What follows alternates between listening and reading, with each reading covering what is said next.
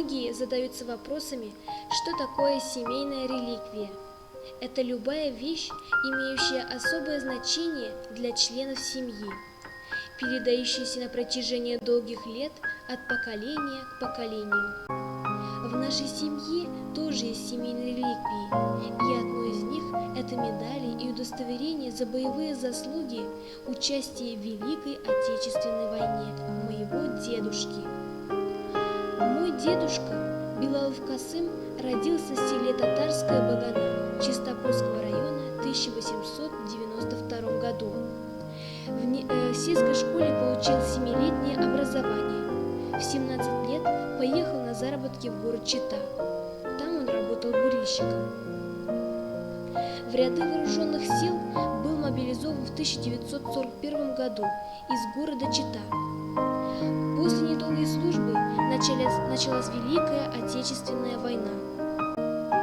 Часть, где служил мой дедушка, была направлена на фронт. Он служил в войсковой части номер 334 тяжелого самоходного артиллерийского полка. Был механиком-водителем 100-мм самоходной артиллерийской установки. Первый его бой был под Москвой. В этих ожесточенных боях он получил первую боевую закалку. Пришлось воевать в нескольких фронтах.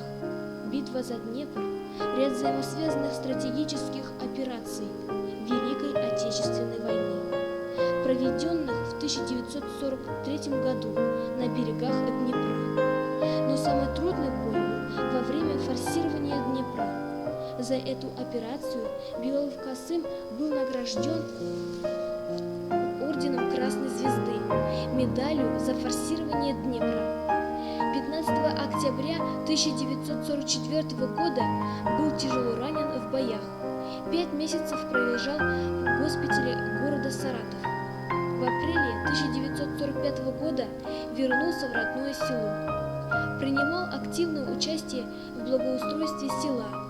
Работал агрономом, председателем колхоза, председателем сельского совета, руководителем парткома. Награжден медалями за отвагу, за боевые заслуги, за взятие Германии и многими юбилейными медалями. Мы всей семьей бережно храним медали и прочие документы моего дедушки. Я бы хотела добавить, что от того, как мы относимся к родной стране, ее истории, зависит быть или не быть отечественной культуре.